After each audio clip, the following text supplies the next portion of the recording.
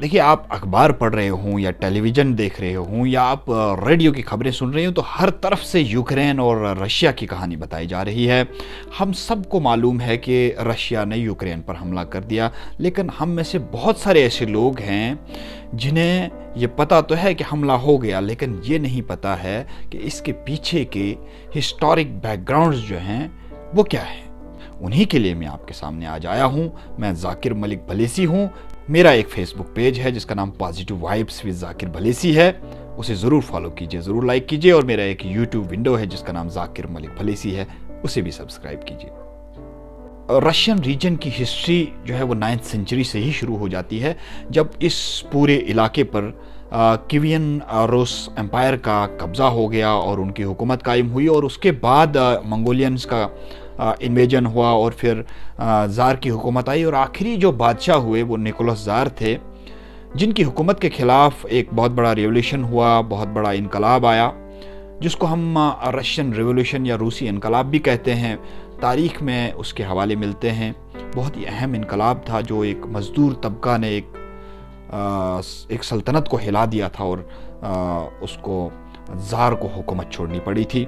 और Russian revolution के बाद बहुत सारे ममालिक जो हैं वो आज़ाद हो गए, जिनमें एक यूक्रेन भी था। यानी कुल मिला के 1918 में यूक्रेन एक अलग मुल्क बनता है। लेकिन रशिया के लेनिन ने अपनी रेड आर्मी भेजी और 1921 को दोबारा से यूक्रेन को अपने साथ शामिल किया। और 1922 में यूएसएसआर बना, जिसमें बहुत सारे ममालिक जो हैं वो जुड़ गए। यूएसएसआर 1991 तक कायम रहा। और 1991 में जब कोल्ड वार ख़त्म हुई और बहुत सारे ममालिक आज़ाद हुए, तो उनमें एक मुल्क यूक्रेन भी था, वो भी आज़ाद हुआ। लेकिन यूक्रेन और रशिया के जो रिलेशंस थे वो काफ़ी अच्छे माने जाते थे। अब रिलेशन ख़राब कहाँ हुए? यूक्रेन और रशिया के दरमियान जो तज़ाद पैदा हुआ 2013 से हुआ, जब यूक्रेनियंस ने अपनी हुकूमत को बरतरफ किया और वो हुकूमत रशिया के बलबूते पर चलती थी। आगे बढ़ने से पहले मैं आपको ये बता दूं कि रशिया किसी भी सूरत में नहीं चाहता था कि यूक्रेन यूरोपियन यूनियन या नेटो का हिस्सा बने, क्योंकि रशिया ये नहीं चाहता था कि उसके आसपास के ममालिक में नेटो का या यूरोपियन यूनियन का कोई गलबा रहे। और इसीलिए जब 2013 में जो रशिया बैक्ड हुकूमत थी यूक्रेन के अंदर, उसको बरतरफ किया गया, तो उसके जवाब में 2014 में ही यूक्रेन का एक इलाका था जिसका नाम क्रेमिया था, उस पे रशिया ने कब्जा कर लिया। और यहीं से हालात बहुत खराब हो गए।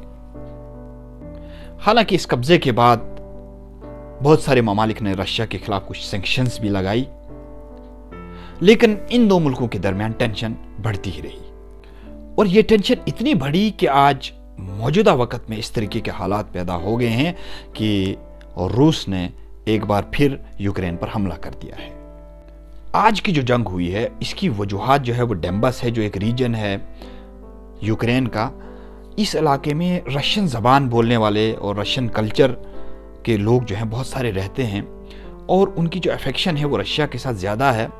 तो वहाँ पे एक मिलिट्री मूवमेंट जो है वो पहले ही शुरू हो चुकी थी, उनको रशिया जो है वो सपोर्ट करता था। मीनवाइल इसी रीजन के लोगों ने रशिया को अप्रोच किया कि आप हमारी मदद करें यूक्रेन के खिलाफ, और रशिया ने उनके कहने पर यूक्रेन के ऊपर हमला कर दिया।